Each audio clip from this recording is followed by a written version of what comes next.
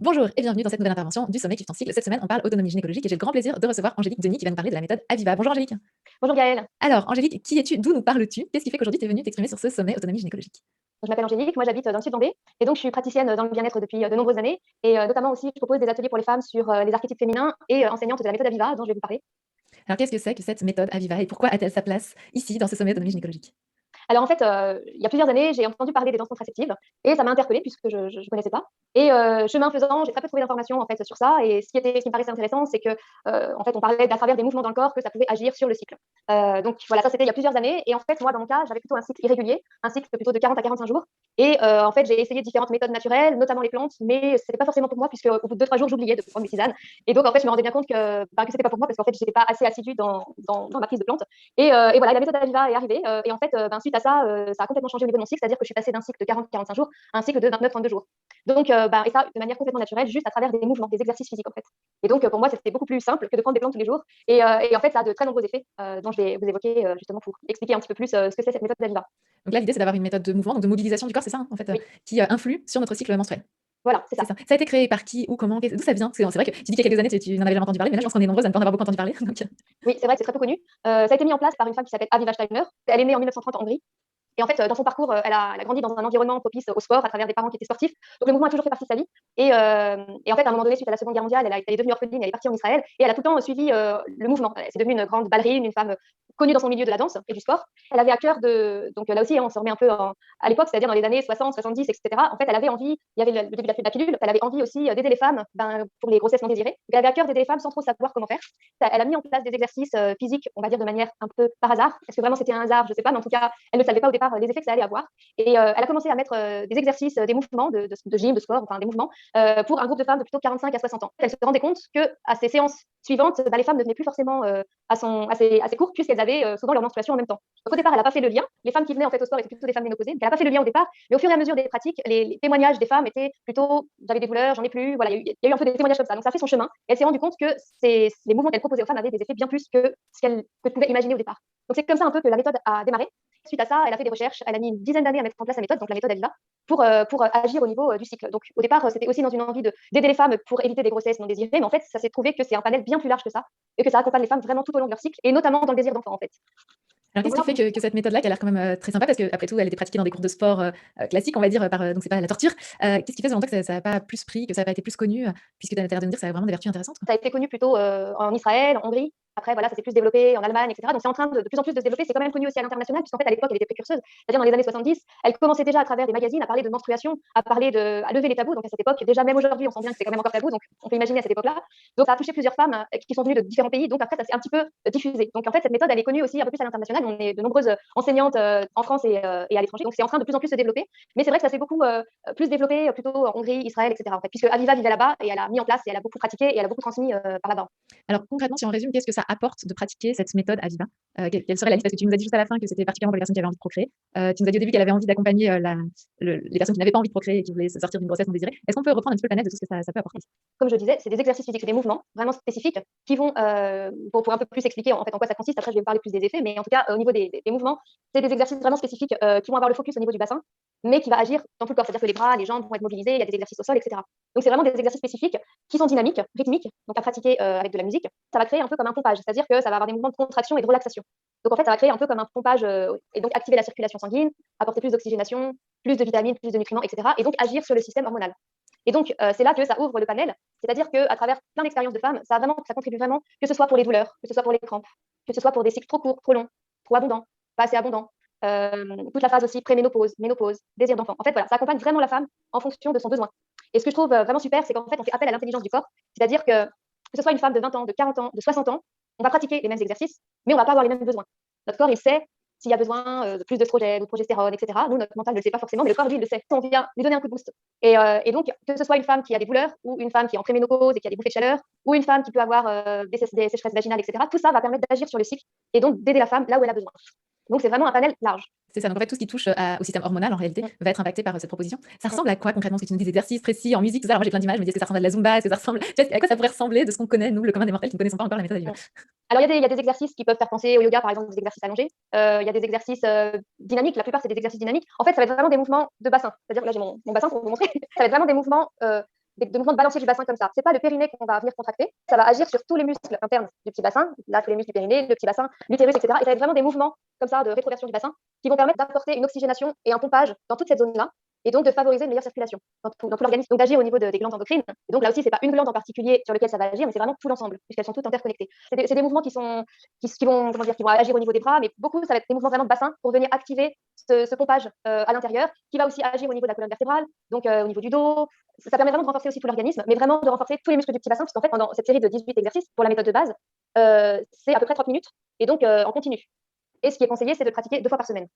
D'accord. Et alors, pour le pratiquer 2 fois par semaine, il faut apprendre par cœur les 18 exercices. Comment on fait? Oui, voilà, il y a des ateliers qui sont proposés, que je propose pour pouvoir transmettre ces 18 exercices, cette méthode. Et après, je fais aussi des séances d'intégration pour que justement les personnes deviennent autonomes, puisque le but, c'est l'autonomie. C'est-à-dire que c'est leur transmettre un outil. Et au départ, on a besoin d'être motivé, on a besoin d'avoir un peu l'élan aussi pour pouvoir le faire, parce qu'on est tous pareil, des fois, on est motivé au départ, puis après, un petit peu moins. Mais en fait, voilà, le but, c'est vraiment cette autonomie. C'est un outil qui est mis à disposition et qu'après, voilà, les femmes peuvent utiliser en fonction de leurs besoins. D'accord, donc c'est une méthode qui s'apprend. Une fois qu'on l'a apprise, on peut la pratiquer tranquillement chez soi. Il y a une musique spécifique qu'il faut télécharger ou c'est nos musiques? Alors, C'est une question idiote, hein, mais non, je me c'est dis. pas idiot. Alors, en fait, à l'époque, Aviva Steiner avait mis une série de musiques qui fait un peu plus, on va dire, qui a été remis au goût du jour. Et donc, moi, suite à ma formation avec ma formatrice qui est en Autriche, en fait, elle a mis en place une musique et aussi un livre qui explique, donc voilà, un livre comme ça qu'on peut se procurer après les ateliers, avec dedans toutes les explications, les exercices, etc. Une petite brochure qui récapitule et la musique. Ce qui fait qu'il y a tous les outils qui sont à disposition pour vraiment être autonome ensuite pour pratiquer. Donc après, si les personnes préfèrent une autre musique, c'est OK. Mais disons que là, dans la musique qui est proposée, il y a vraiment une trame et un guide, c'est-à-dire que chaque exercice fait à peu près 2-3 minutes. Il y a un petit son de cloche qui va identifier le changement d'exercice, le changement de mouvement, ce qui fait qu'on a juste à se laisser porter par la musique et ne pas réfléchir, tiens, qu'est-ce que je dois faire après, est-ce que je l'ai fait trop longtemps ou pas. Tout a été fait en sorte pour que ce soit facile à pratiquer. C'est excellent. Je me dis, mais ça serait fun que tout le monde ait accès à ça depuis le plus jeune âge. Et puis, parce qu'à partir de quel âge on peut commencer à pratiquer? Alors, Aviva Steiner conseillait plutôt à partir de 16-17 ans, puisqu'en fait, ça active aussi au niveau de la libido. Après, s'il y a une jeune fille de 13 ans ou 14 ans qui a vraiment des douleurs et c'est très compliqué pour elle, évidemment, on va lui proposer aussi. Mais voilà, souvent, c'est conseillé à partir peut-être de 16-17 ans. Tu viens de dire ça active la libido. Je pense qu'il y a plein de personnes qui nous écoutent qui vont dire ah bon. Non, mais c'est vrai, parce que ça fait partie des problèmes. Tu nous avais pas parlé de ça depuis tout à l'heure. Donc, il y a aussi une notion d'activation de la libido, c'est ça? Mais comme ça agit aussi au niveau hormonal, ça permet d'agir aussi, entre autres, sur la libido. Ouais. Est-ce qu'il y a des contre-indications à cette pratique? Après, il n'y a pas vraiment de contre-indication. Après, ça va être plus du cas par cas en fonction aussi des possibilités physiques des personnes, puisque ça reste dynamique. Mais voilà, après, ça va être plus adapté en fonction des possibilités, s'il y a des problèmes de dos, etc. Et puis aussi les problématiques, par exemple, des personnes qui peuvent avoir des endométrioses, des choses comme ça. Donc, de plus adapté, puisque ça peut agir. Il y a eu des témoignages de femmes ça a permis d'agir sur l'endométriose, sur les fibromes et les kystes aussi. Donc là aussi, en fait, on s'adapte aussi en fonction des capacités. Mais quelque part, c'est l'intelligence du corps. Donc, il n'y a pas forcément de contre-indication particulière. Après, là aussi, s'il y a des traitements qui sont pris, etc., évidemment, ça ne remplace pas le médecin, ça ne remplace pas les traitements. C'est important aussi de le signaler. En fait, c'est un outil qu'on met à disposition et qui a de très bons résultats. L'idée, c'est de soutenir le corps, en fait, mais ça ne va pas venir remplacer les traitements en cours, etc. Tu nous as parlé au tout début que tu avais commencé des recherches pour faire des recherches sur la danse contraceptive. Est-ce que ces mouvements-là ont un effet contraceptif? Est-ce que c'est la même chose? Est-ce que c'est pas la même chose? Parce qu'on avait parlé sur le précédent sommet, le sommet justement sur les moyens de contraception, on a parlé des danses contraceptives. Est-ce que c'est la même série de mouvements? Alors, je pense que oui, parce que ça vient de la méthode Aviva. Après, disons que c'est pas une méthode de contraception en soi. C'est-à-dire que si à un moment donné, il peut y avoir risque d'une grossesse, un retard de règles, etc., et que là, il y a un coup de stress, il y a des exercices de la méthode de base, des exercices spécifiques qu'on va faire avec une intensité spécifique aussi, sur un temps donné, parce que là, ça va pas être 2 minutes, ça va être vraiment beaucoup plus intensif, dans le but de déclencher les menstruations. Donc, c'est vraiment, on va dire, on peut l'utiliser ponctuellement si on a un retard et qu'on a des inquiétudes. Mais c'est pas une méthode qu'on va forcément utiliser dans le but d'une contraception. Et ce que j'entends aussi, c'est que la méthode au quotidien, celle que tu proposes sur une trentaine de minutes, n'est pas une méthode avortive. Non. C'est ça. Donc, ça veut dire que quelqu'un qui voudrait avoir un enfant peut la pratiquer? Oui. Justement, c'est conseillé pour les désirs d'enfant, puisque comme ça agit au niveau donc, des hormones, il y a de nombreux bébés, les bébés Aviva, il y en a plein qui sont nés. Mais voilà, en tout cas, oui. On a des bébés sommets, parce qu'on a fait un sommet sur le désir d'enfant, et on a des bébés sommets, on a eu des petits messages avec des petites photos et tout ça, et donc il y a des bébés Aviva, c'est drôle. Non, mais c'est vrai que parfois on trouve des ressources à l'extérieur de soi, et c'est ça qui nous aide à pouvoir aller jusqu'au bout de ce désir de procréation. Concrètement, il faut compter combien de temps pour réussir à apprendre, à être autonome, puisque c'est ça notre but dans une méthode comme celle-ci? Alors, les exercices s'apprennent très vite, le corps sait les faire. Donc, en fait, c'est des ateliers, moi je propose des ateliers en présentiel ou en ligne. Et donc, ça peut être des ateliers sur une demi-journée, une journée. Des fois, je propose aussi sur un week-end où là, où je peux inclure aussi les méditations, les archétypes féminins, etc. Mais vraiment, les exercices sont faciles à apprendre. Et après, c'est les séances d'intégration, parce qu'en fait, on se rend, il y a 18 mouvements à apprendre, ça peut faire beaucoup et ça peut faire un peu peur au départ de ne pas s'en souvenir, etc. Et après, c'est la pratique, parce que de toute façon, la clé, c'est la pratique. Si on veut des effets, c'est pas un remède miracle en claquant des doigts, c'est vraiment dans la pratique, dans la régularité qu'on aura des effets. Moi, ce que j'ai entendu qui m'a fait plaisir tout à l'heure, c'est que tu as dit que toi, les tisanes, tu as arrêté au bout de 2-3 jours et que cette méthode-là, tu as continué. Parce que je lève tellement la main avec moi aussi, j'oublie de prendre les tisanes, les petits compléments et tout ça. Et je me dis, allez, pourquoi pas, ceci dit, cette idée de faire du sport régulièrement, parce que c'est nous mettre en mouvement aussi régulièrement, ça peut pas être mauvais pour la santé. Ça se pratique à l'intérieur, on a besoin de matériel. Qu'est-ce que concrètement à ce niveau? Ça peut être en extérieur aussi. On a juste besoin d'un tapis de sol. Il y a des 3 exercices qui vont être au sol. Mais sinon, après, non, ça peut être fait à l'extérieur. Voilà. Donc ça, en fait, ce que je te parle, c'est la méthode de base. Donc ça, c'est la méthode. On commence par celle-là en fonction de ce qu'on a besoin. En tout cas, si c'est par rapport au cycle, on commence par celle-là. Et ensuite, après, dans la méthode Aviva, qui englobe donc cette méthode de base, il y a aussi d'autres séries d'exercices que Aviva Steiner a mis en place. Vraiment toujours dans le but d'accompagner la femme. C'est-à-dire que, donc là, cette méthode de base, elle fait à peu près donc 30 minutes. Ce qui a été mis en place après, c'est une méthode courte qu'on apprend en second temps. Là, celle-ci, c'est un condensé de plusieurs exercices de la méthode de base, mais qui va durer un quart d'heure. Puisque là aussi, tout le monde n'a pas forcément une demi-heure, 2 fois par semaine pour pouvoir pratiquer. Mais par contre, c'est bien d'alterner avec aussi la série des mouvements d'un quart d'heure. Donc ça, voilà, en second temps, pour les personnes qui ont envie d'apprendre la méthode courte, c'est possible. Ah, Donc, sympa d'avoir fait une évolution. oui, ouais, s'adapter voilà, en fonction de chacune. Là aussi, pour les femmes enceintes, enfin pour les femmes plutôt qui ont envie d'avoir un enfant, comme je te disais, donc ça peut vraiment aider, soutenir, on va dire que ça vient favoriser un petit cocon douillet pour justement l'ovulation, etc. Ça vient réoxygéner, donc ça peut vraiment contribuer à une grossesse. Mais si au bout de plusieurs mois, 6 mois à peu près, il n'y a toujours pas eu vraiment de résultat, en tout cas dans le but d'une ovulation, alors il y a une autre série qui a été mise en place pour favoriser l'ovulation. Donc là, c'est encore d'autres exercices. Et donc ça sera aussi dans un second temps, c'est-à-dire que pour une femme qui justement a un désir d'enfant et qui utilise la méthode de base pendant au moins 6 mois, mais qu'il n'y a pas de fécondation et le résultat n'est pas là, en tout cas celui qu'elle attend, alors on proposera ensuite la série d'exercices plutôt pour favoriser l'ovulation. D'accord. Il y a d'autres séries comme ça? Du coup, tu nous as parlé de la course, de celle qui favorise l'ovulation. Voilà, il y en a d'autres encore. Donc toujours dans ce désir d'accompagner la femme. Pour une femme qui a déjà pratiqué la méthode Aviva, la méthode de base, avant d'être enceinte, elle peut continuer à pratiquer les 3 premiers mois de la grossesse. Parce que ça vient soutenir au niveau de ce processus de fécondation, surtout que les 3 premiers mois, c'est là qu'il peut y avoir des fois risque de fausse couche, il peut y avoir des fois chute de progestérone, donc il peut aussi être lié justement à une fausse couche. Et donc le fait de pratiquer aussi la méthode Aviva, la méthode de base, peut soutenir, comme ça agit au niveau hormonal, ça permet de soutenir aussi. Donc il n'y a pas de contre-indication. Il y aura juste des petites choses au niveau de certains exercices, comme par exemple il y a des exercices où on va retomber sur les talons. Donc voilà, des petites choses comme ça qu'on va éviter si la femme elle est enceinte. Mais jusqu'aux 3 premiers mois, c'est possible de pratiquer. Et ensuite, on va basculer sur la série d'exercices pour la femme enceinte. Ok, super. Et donc là, cette série-là, c'est une série beaucoup plus douce. Ça va être plus des exercices d'étirement, de respiration, de relaxation, etc. pour au fur et à mesure prendre conscience du corps, mais qui vont permettre de détendre le corps et qui peut être pratiqué tout au long de la grossesse jusqu'à l'accouchement. Voilà. Donc Aviva a vraiment eu à cœur d'accompagner la femme dans vraiment tous les processus. Et après accouchement, il y a une série post-natale. Voilà. Pour travailler périnée ou rien à voir? Alors ça va favoriser aussi, ouais, ça va favoriser de soutenir au niveau tout ce qui est musculaire, au niveau périnée, etc., repositionnement de l'utérus, et puis là aussi rééquilibrer au niveau hormonal, etc. Donc pareil, c'est des exercices qui sont doux, qui sont préconisés à faire au moins 2 mois après l'accouchement. Mais voilà, en fait, c'est vraiment une transition douce pour après revenir à une pratique des exercices de base, par exemple. Mais voilà, elle a vraiment mis en place tout ce chemin, en fait. Et tout ça, tu peux l'enseigner à distance, donc. Il n'y a pas besoin de venir te voir à proximité. C'est vrai que c'est quand même mieux en présentiel, ça c'est sûr. Mais vu les circonstances, etc., ça se fait aussi en ligne. Ouais. D'accord. Parce qu'il y a d'autres, je ne sais pas comment vous appelle, instructrices Aviva, je ne sais pas quel est le terme. Vous êtes nombreuses en francophonie, en France? On n'est pas très nombreuses, mais on est plusieurs, ouais. D'accord, donc on peut commencer par regarder si à côté de chez soi, on a une personne qui enseigne cette méthode-là. Et puis si ce n'est pas le cas, du coup, de revenir sur des cours en ligne. Ou alors parfois, il y a aussi quelque chose de très confortable sur les cours en ligne, parce que se mobiliser, même si c'est pas très loin de chez soi, ça revient parfois à quelque chose d'un peu complexe en fonction de l'organisation. D'accord, donc en fait, on apprend la méthode, on pratique la méthode de base. Si je résume, tu me dis si j'ai bien compris, on pratique la méthode de base, et ensuite, si à l'issue de cette pratique, on se rend compte qu'il y a des choses qu'il faut améliorer au niveau de l'ovulation notamment, si on se rend compte qu'on est enceinte ou des choses comme ça, on va aller apprendre l'étape d'après, c'est ça? On va revenir apprendre les mouvements suivants, c'est ça? Voilà, pour vraiment au niveau de l'ovulation. Après, que ce soit les exercices grossesse ou postnatal, même si on n'a pas pratiqué la méthode de base avant, il n'y a pas d'importance en fait. C'est vraiment des séries très distinctes. D'accord. Mais c'est vrai que voilà, on va vraiment favoriser la méthode de base, puisqu'en fait, c'est vraiment celle-ci qui agit vraiment en profondeur et parce qu'en fait, c'est vraiment des mouvements internes. Et comme je disais tout à l'heure, en fait, ça respecte l'écosystème de la femme, puisque une femme qui peut pratiquer, qui a 60 ans, c'est pas pour ça que ça va lui faire revenir ses menstruations aussi. Quand il y a un rythme, le corps a son rythme. Quand c'est le moment pour lui de passer à la ménopause, ça passera à la ménopause. Donc là aussi, on est vraiment dans un accompagnement, dans un respect du corps et comme je disais tout à l'heure, dans cette intelligence. Ouais, c'est important d'avoir en tête, ça vient pas contrer la volonté du corps, ça vient soutenir quelque part le corps, c'est ça? C'est ça. Ouais. Et puis aussi, pour les femmes qui sont en processus de PMA, c'est aussi possible en fait. Ça peut les soutenir, puisqu'on en revient toujours un peu à cette histoire d'hormones. En fait, ce qui est conseillé, c'est de plutôt pratiquer avant de démarrer un processus de PMA, même peut-être que naturellement, ça peut se faire. Il y a eu des cas comme ça, en tout cas, des témoignages. Mais en tout cas, dans l'idée, ça peut aussi accompagner la femme dans ce processus-là, en soutenant au niveau hormonal et en favorisant justement une meilleure muqueuse utérine, etc., pour une meilleure ovulation. Donc là aussi, c'est pas quelque chose de contre-indiqué avec le côté. Ça fait vraiment soutenir les femmes et les accompagner. Tu nous parlais au tout début de ton cycle à toi. Si tu te mets à arrêter, peut-être que tu l'as déjà fait de temps en temps, des périodes de pause, etc. Qu'est-ce qu'il en est? Est-ce que ça veut dire qu'il faut pratiquer vraiment tout le temps? Est-ce que si on s'arrête, ça va? Comment gère le corps à ce niveau-là? Alors moi, pour mon expérience, évidemment, des fois, je le fais pas pour voir. Moi, j'ai remarqué qu'au bout de 2-3 cycles, hop, ça commence un petit peu à se décaler. Donc je le refais. Donc là aussi, c'est pas quelque chose qu'on va faire tous les jours, toutes les semaines de notre vie. En fonction de chacune, on va dire qu'au départ, voilà, on va le pratiquer en fonction des problématiques, des besoins, etc. Et puis pour certaines femmes, il peut y avoir tout un temps où en fait, elles n'ont plus de douleur, etc. Et elles n'ont pas besoin de le refaire. En tout cas pour moi, je vois bien qu'au bout de plusieurs cycles, si je le pratique pas, ça commence un peu à se dérégler. Je repratique et c'est parfait. Ah mais c'est super intéressant d'avoir ça en tête. C'est ça. C'est ça. C'est qu'en fait chacune va faire aussi son expérience. C'est un outil, c'est une clé voilà qu'on leur propose. À partir de là, elles vont essayer, elles vont tester. Là aussi, c'est conseillé de le faire sur plusieurs cycles pour voir l'évolution, etc. Mais peut-être qu'au bout de 3-4 mois, les douleurs ou je sais pas seront plus là et il y aura plus besoin de pratiquer pendant un temps. Après, ça fait toujours du bien encore dans le sens où là aussi on sollicite tout le corps, l'organisme. Ça apporte aussi une détente. Ce qui est conseillé, qui est bien, c'est qu'après cette série d'une demi-heure, c'est prendre un petit temps de pause, des étirements, de la respiration, de la relaxation, puisqu'en fait c'est un petit peu dans cette idée de on active le corps et après c'est laisser aussi le corps et l'infusion, on va dire l'intégration. On peut le faire à n'importe quel moment de la journée cette série ou est-ce qu'il faut privilégier certains moments? Alors, c'est plutôt conseillé de le faire en journée plutôt que le soir, puisqu'en fait, ça active aussi l'énergie vitale. Donc, voilà. Mais ça aussi, c'est vraiment en fonction de chacune. C'est-à-dire qu'il y a des femmes pour qui le soir, ça les détend et ça favorise le sommeil. Pour d'autres, ça va les dynamiser. Tout ça, c'est des conseils. Mais après, chacune aussi va faire son expérience. Et puis aussi en fonction de ses possibilités, parce que tout le monde n'a pas forcément le temps de faire une demi-heure le matin avant de partir au travail. Donc, chacune va aussi adapter en fonction d'eux. Mais ce qui est conseillé, c'est quand même plutôt de faire en journée, puisqu'en fait, ça vient stimuler l'énergie. Aussi, une chose que Aviva Steiner conseillait, surtout pour les femmes qui souhaitent avoir un enfant, elle conseillait de ne pas prendre de douche après. Elle conseillait 36 heures. Bon. Ça va pas être possible.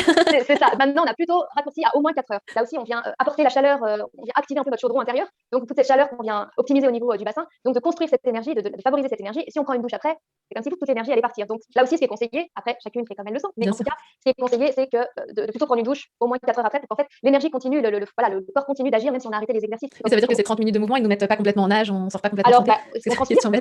on transpire, mais après, ça peut être, on utilise un gant de toilette, etc., pour s'essuyer, mais pas d'être prendre complètement une douche qui va être, voilà, l'eau conductrice d'énergie, sinon ça va faire un peu comme tout part. D'accord. Mais voilà, c'est un conseil là aussi. Ah, mais c'est super intéressant de les avoir en tête, parce que c'est vrai qu'une fois qu'on les a en tête, on peut être créative pour trouver des solutions, alors que sinon, on a nos facilités, allez hop. Et ben, c'est super, moi je trouve que ça a vraiment toute sa place dans ce sommet autonomie gynécologique, parce que c'est vraiment une méthode qu'on apprend. Une fois qu'on l'a pour notre vie, et on peut l'utiliser. Moi je trouve ça génial, parce que l'idée de bouger en musique 38 minutes par jour, 2 fois par semaine, je sais pas pour vous, vous nous le direz en commentaire, mais c'est plutôt. En tout cas, moi ça me donne la banane rien que d'y penser. Donc dites-nous. C'est une musique dynamique, ce qui fait que c'est joyeux et voilà. Le but, c'est aussi que ce soit, on s'amuse à le faire. Par exemple, il y a des mouvements qui vont être un peu plus comme du twist. Là aussi, parce que c'est des exercices qui vont être répétés. C'est souvent les mêmes exercices, c'est toujours les mêmes exercices qu'on va faire avec quelques variantes à des moments.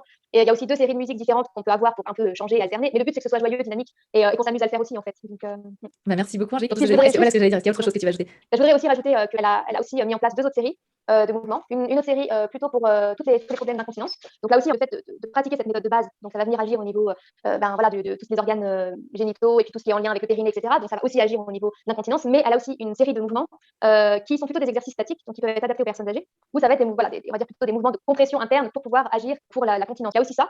Et la dernière série qu'elle a mis en place, parce qu'on parle beaucoup des femmes, mais c'est important de penser aux hommes, parce qu'elle a aussi mis en place une série pour les hommes.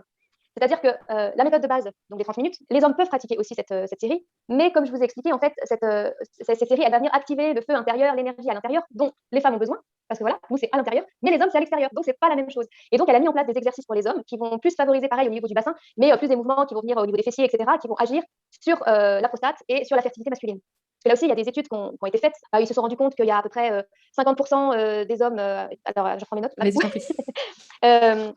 Voilà, il y a 50% des hommes de à peu près 50 ans qui ont des problèmes de prostate et à peu près 75% des hommes de 70 ans qui ont des problèmes de prostate. Ça devient une norme.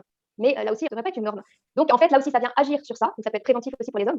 Ça vient agir aussi sur la fertilité. Là aussi, de plus en plus, on va dire que la sédentarisation, le style de vie, l'alimentation, enfin, on n'en a pas parlé, mais là aussi, tout ça, c'est important. Une bonne hygiène de vie, un bon sommeil, etc. Ça agit en fait sur l'organisme. Là aussi, les études ont montré que il y a moins de viabilité des spermatozoïdes, moins de mobilité, etc. Donc, ça a aussi une répercussion sur la fertilité. Et donc, en pratiquant ces exercices, ça va favoriser la fertilité masculine et aussi agir au niveau de tout ce qui peut être les problèmes d'impuissance. Donc, là aussi, c'est vraiment une méthode encore à part et différente, mais qui peut être importante, notamment dans un processus, voilà, dans un couple qui désire avoir un enfant, parce que ce n'est pas tout le temps la femme qui peut avoir des problèmes de fertilité, ça peut être aussi l'homme, et donc d'agir ensemble et pratiquer ensemble, ça peut être motivant aussi pour le couple. Oui, de mémoire, Voilà. c'est dans 50% des cas, les hommes ont aussi ou ont un problème de fertilité. Donc, clairement, c'est génial qu'elle ait pu penser aussi à proposer ça. C'est sur la même musique, les hommes, on peut le faire ensemble ou c'est séparément? Alors, il n'y a pas de musique pour les hommes. Les hommes, c'est même moins contraignant dans le sens où eux, s'ils veulent faire 2-3 exercices un jour, 2-3 autres après, c'est OK. Bon, pour les femmes, il faut rester focus, on fait la demi-heure. On fait les 18, allez hop. C'est ça, c'est pas du tout la même chose, parce que pour la femme, c'est vraiment construire cette énergie interne, cette chaleur en fait intérieure, alors que les hommes, ils n'ont pas besoin de ça. Donc, utérus, pénis, on a tous les deux des solutions, mais pas tout à fait dans la même dynamique, si je comprends bien, avec la méthode Aviva Steiner. Mais merci beaucoup. Là, tu nous as présenté du coup tout l'étendue, elle est déjà énorme de ce qui peut être fait. Donc là, on répète, on est sur des mouvements qui vont être faits, qui vont être appris, et puis qui derrière doivent être répétés autant de fois qu'on en ressent l'envie, le besoin. Et puis si ça s'améliore, on peut tenter d'arrêter, et puis voir ce que ça donne, et puis reprendre en fonction de la raison pour laquelle on s'était mise à ces exercices. C'est bien ça? Oui. J'ai bien résumé. Mais merci beaucoup, Angélique, c'était très très clair. Enfin, en tout cas, pour moi qui écoutais ça directement, j'ai trouvé ça très clair. N'hésitez pas si vous avez des questions. Alors, vous avez la barre des questions juste en dessous, mais vous avez surtout le groupe Facebook du mouvement Tiftansique dans lequel on se retrouve pour échanger, pour discuter, pour peut-être si vous avez testé, venir nous en parler aussi, témoigner. N'hésitez pas à le faire dans le groupe. Et puis si vous avez des questions, à les poser aussi ici. On tentera d'y répondre autant que possible. Vous avez tous les liens pour rejoindre Angélique juste en dessous pour aller voir ce qu'elle propose, comment faire pour la rejoindre, etc. Vous avez tout en dessous. Et puis ce que je tiens aussi à dire, c'est que moi j'ai vraiment envie de favoriser cette autonomie et la motivation pour que justement il y ait des résultats. Et donc je propose que vous trouverez aussi dans le site les informations, etc. Mais un accompagnement sur un mois pour pouvoir avoir des cours hebdomadaires, etc. pour vraiment favoriser cette autonomie et cette pratique, puisque ça paraît vraiment essentiel d'avoir un suivi avec là aussi un groupe Facebook pour pouvoir échanger, etc. Et voilà, s'entraider les unes les autres pour pouvoir favoriser cette autonomie et avoir le plus de résultats possible. En gros, l'idée, on démarre très très bien, en groupe, ensemble, en se motivant, et puis une fois que ça y est, c'est bon, l'habitude est plantée, tout est lancé, on va pouvoir se jeter toute seule à l'eau et continuer toute seule. C'est bien ça l'idée? C'est ça. Merci beaucoup, Angélique. Merci. J'espère que ça vous aura plu. Moi, j'ai adoré découvrir cette méthode. Et puis nous, on se retrouve très très vite pour la suite du sommet. Au revoir, Angélique. Merci, au revoir Gaëlle.